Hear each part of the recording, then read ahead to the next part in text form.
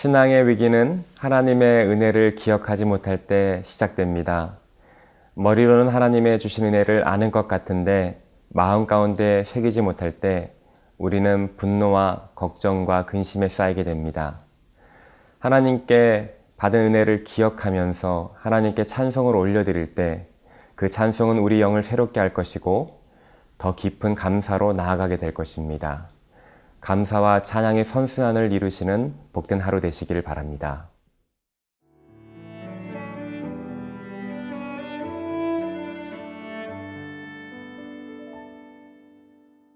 시편 103편 1절에서 12절 말씀입니다. 내 영혼아 여호와를 송축하라. 내 속에 있는 것들아 다 그의 거룩한 이름을 송축하라. 내 영혼아 여호와를 송축하며 그의 모든 은택을 잊지 말지어다.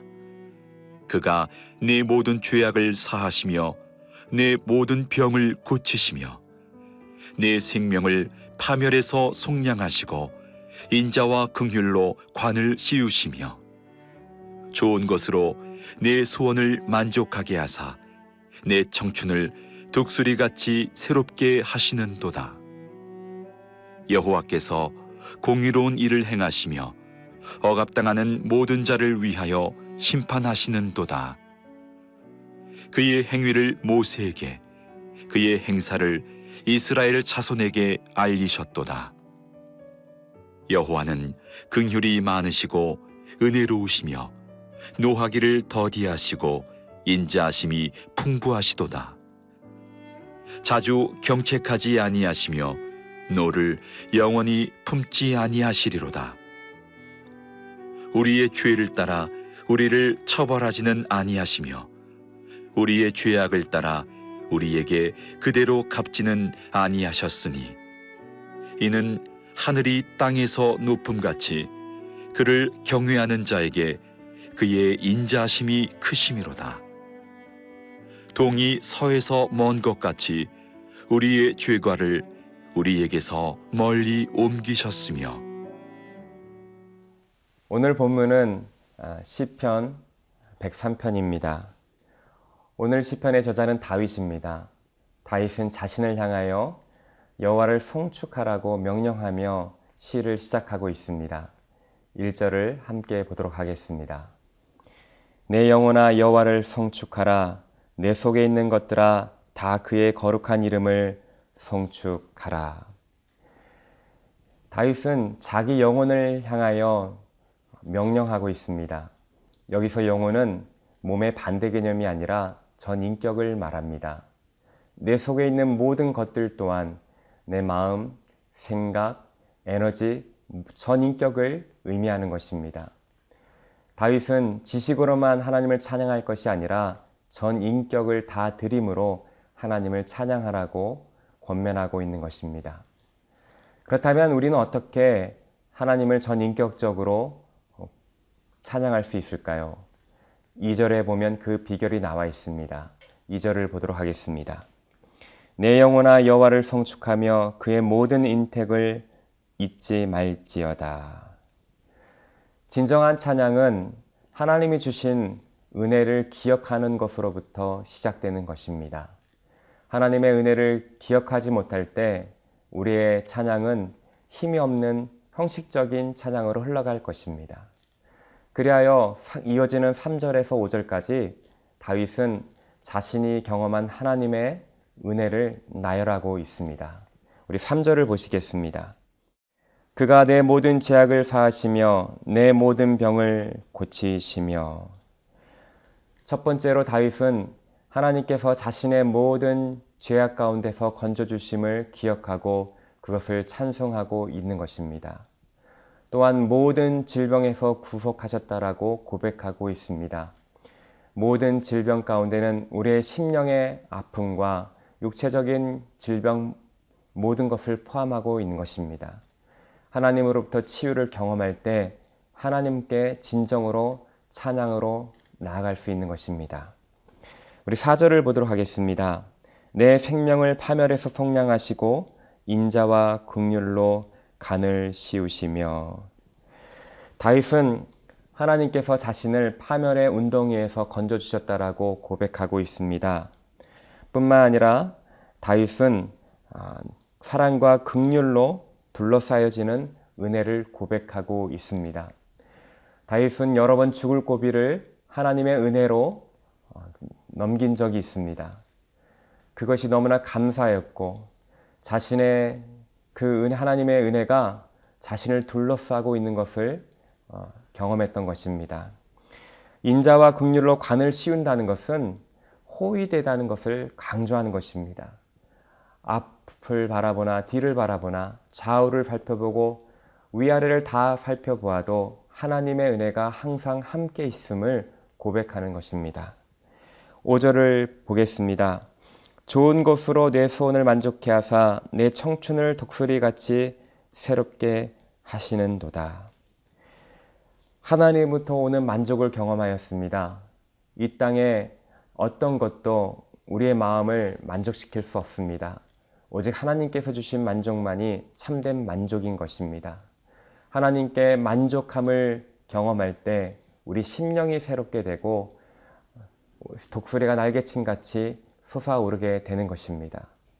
이러한 하나님의 은혜를 기억하며 다윗은 전심으로 하나님 앞에 찬양하며 자기 영혼에게 진정으로 찬양할 것을 촉구하고 있는 것입니다. 찬송가 429장에 보면 세상 모든 풍파 너를 흔들어라는 찬송이 있습니다. 그 찬송가 후렴에 받은 복을 세어보아라 크신 복을 내가 알리라는 가사가 있습니다. 우리가 받은 은혜들을 기억하고 그 복들을 세어볼 때 우리 심령이 새롭게 되고 하나님께 진정으로 찬송으로 나아가게 될 것입니다. 또한 우리가 찬송으로 하나님을 더 예배하는 데 나아간다면 그 찬송은 우리 영혼을 새롭게 하여 주님 주신 은혜를 더 깊이 깨닫게 하고 더 깊은 감사로 나아가게 될 것입니다. 여러분 삶 가운데 오늘 진정으로 하나님께 예배드리는 은혜가 있기를 바랍니다.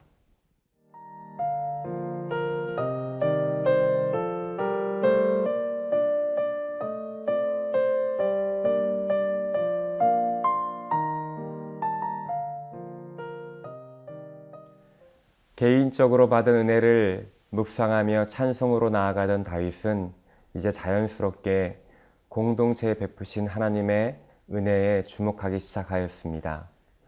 6절을 함께 보도록 하겠습니다. 여호와께서 공의로운 일을 행하시며 억압당하는 모든 자를 위하여 심판하시는 도다. 이것은 특별히 이스라엘의 역사와 맞닿아 있습니다. 하나님께서는 애굽의 압제 가운데서 이스라엘을 구원하셨습니다. 이스라엘을 심판하시는 하나님은 공의로 심판하신 하나님이며 은혜를 베푸신 하나님입니다. 하지만 은혜를 얻은 이스라엘 백성 또한 죄인들이었습니다. 그들은 하나님의 뜻을 알고 하나님의 은혜를 경험했지만 그들 또한 지속적으로 하나님을 반역하고 하나님을 거역했습니다. 선택된 백성을 향하여 하나님은 심판을 즉각적으로 내리지 않으시고 그들의 죄악을 길이 참으셨습니다. 우리 8절을 보도록 하겠습니다. 여호와는 긍휼이 많으시고 은혜로우시며 노하기를 더디하시고 인자하심이 풍부하시도다. 이 구절은 출애굽기 34장 6절을 인용한 것입니다. 다윗은 지금 금송아지 사건 가운데 하나님께서 진노를 내리시지 않고 모세의 기도에 응답하여서 이스라엘을 구원해 주셨던 것을 기억하고 있는 것입니다. 하나님은 노를 영원히 품지 않으시며 선택된 백성에게 죄를 따라 처벌하지 않으시는 은혜로운 하나님이신 것입니다.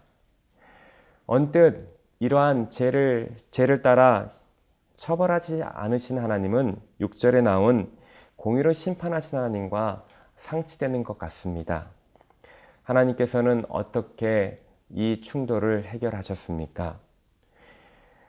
죄를 따라 처벌하지 않는다면 공의로운 하나님이 되실 수 없는데 이 모순을 하나님께서는 십자가에서 해결하셨습니다. 하나님께서는 십자가를 통하여 공의의 심판을 내리심과 동시에 그분의 크신 긍휼과 사랑을 언약 백성에게 베푸신 것입니다. 하나님의 이 크신 은혜를 묵상할 때 다윗은 그것을 말로 표현할 수가 없었습니다. 하늘과 땅이 차이가 나듯이 동이 서에서 먼 것 같이 그 무한한 하나님의 사랑을 11절, 12절에서 노래하고 있는 것입니다. 사랑하는 성도 여러분, 십자가에서 하나님께서는 우리에게 무한한 사랑을 베풀어 주셨습니다. 또한 십자가는 하나님의 공의의 상징이기도 합니다. 오늘 십자가의 은혜를 더욱 묵상함으로 하나님께 감사함으로 찬송으로 나아가시는 여러분 되시기를 바랍니다. 기도하겠습니다. 하나님, 오늘 우리에게 베풀어 주신 은혜를 기억하게 하여 주시고 십자가를 바라보게 하여 주시옵소서. 십자가를 통하여 우리에게 허락하신 주님의 은혜를 기억하며 감사함으로 나아갈 때 우리 심령이 새롭게 되고 찬송이 깊어지게 하여 주시옵소서.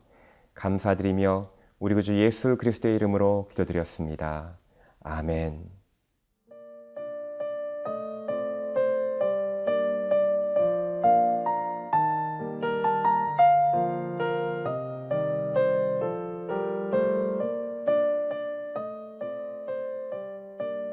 이 프로그램은 시청자 여러분의 소중한 후원으로 제작됩니다.